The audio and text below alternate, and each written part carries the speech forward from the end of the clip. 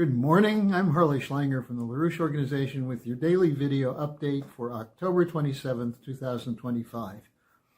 Well, it looks as though there's a decided turn toward diplomacy, especially toward Asia, coming from the United States, which is a welcome relief after all the nonsense coming from Europe regarding Ukraine, the back and forth over Gaza. So I'm going to go through a couple of points here that indicate that Trump is looking for an alternative to bullying and threats and sanctions and war. And this occurs in the context of his trip to Asia for the ASEAN summit. Now, I'll start, though, by saying that it's worth noting that the Russians announced that they had successfully tested a nuclear-driven nuclear cruise missile, a new one, the Budavestnik, which can travel unlimited kilometers with accuracy. It may be one of these other game changers that the Russians have developed. And the fact that Putin went personally to watch the test flight indicates that the Russians are serious about their defense of their national security. Now, this is occurring in the context of an up and down relationship between Trump and Putin. In fact, the relationship remains open following the Anchorage summit, but there's a lot of back and forth over will there be a meeting in Budapest, what's going to happen with Ukraine, will the Russians accept the ceasefire. So this is part of what Putin calls the complexity of diplomacy, or the diplomacy of complexity. Now, on that point, there's a fascinating homily delivered by Pope Leo XIV, in which he brought up Nicholas of Cusa, who was identified by Lyndon and LaRouche as the person most responsible for the emergence of the Golden Renaissance of the 15th century. Now, Cusa had a conception of the coincidence of opposites.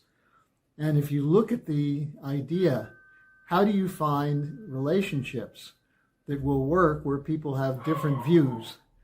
And that's, as we have this eye-crossing, muscle-flexing, table-pounding back and forth, underneath it, there's a potential for a total transformation, which is underway. Let me give you some of the elements of that.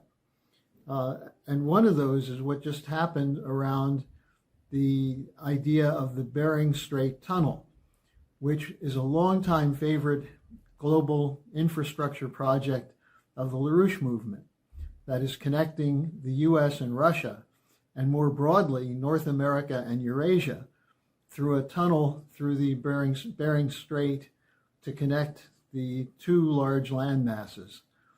Now, this was brought up recently by the Russians, Kirill Dmitriyev, the envoy of Putin, who actually came to the United States to discuss this at a moment where it looked as though the diplomacy was going off the rails. And he delivered, or he highlighted something that was delivered by the Russian ambassador to Representative Luna, which was some hundreds of pages of Russian documents related to the Kennedy assassination. But in it was a diagram of the Bering Strait tunnel called the Kennedy-Khrushchev Bridge of Peace. And the claim is that this was part of the discussion process after the Cuban Missile Crisis and the efforts to achieve a new relationship in the middle of the Cold War.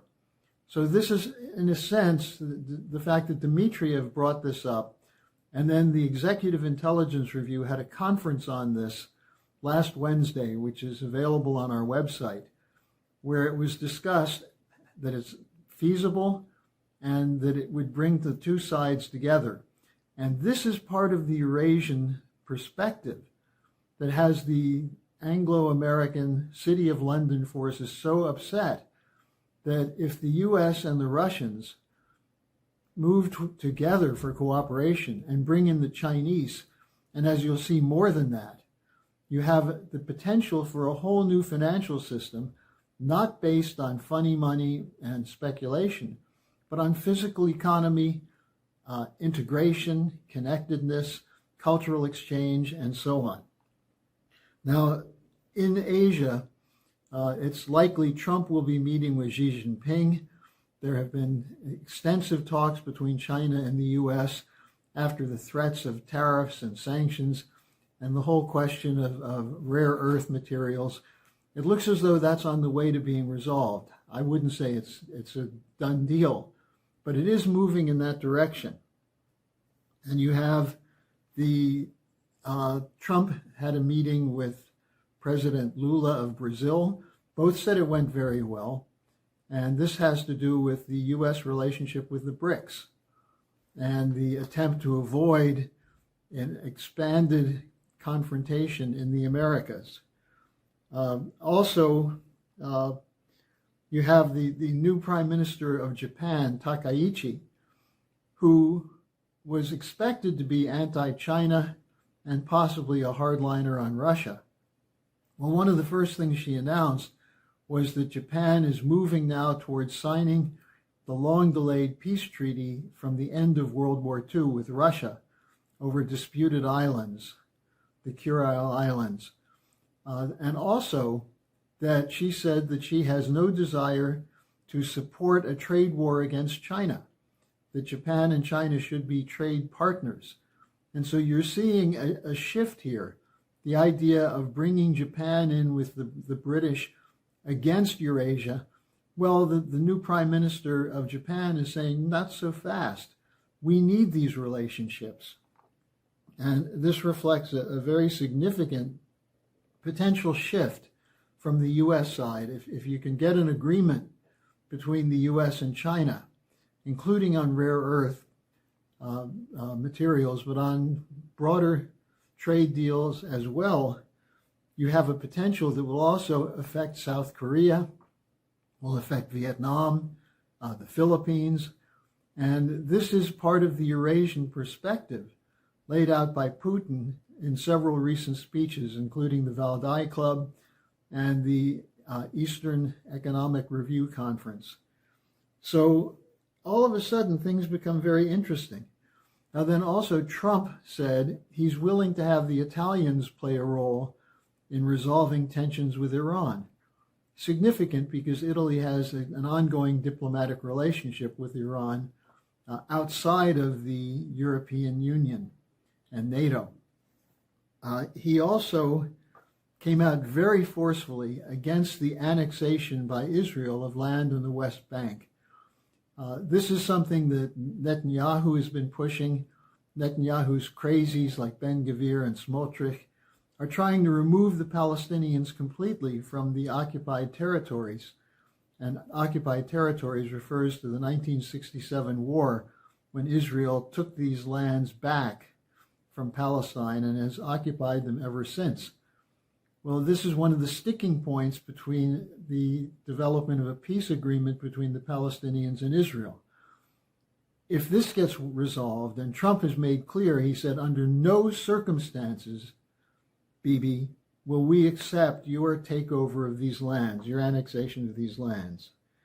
Now, also, the question came up of the role of Marwan Barghouti, who's been a long-term prisoner, political prisoner in Israeli prisons, but who's one of the successors, who would be successors to Arafat, who's acceptable to basically all parties except the Netanyahu crowd. Barghouti, as a leader of the Palestinians, would be in a position to negotiate an agreement on a two-state solution. So we're seeing signs of diplomatic activity coming to the fore. Now, that doesn't mean everything's set. That doesn't mean that there's not the potential to disrupt it, a false flag attack, for example, in Israel, or false flag attack in Ukraine.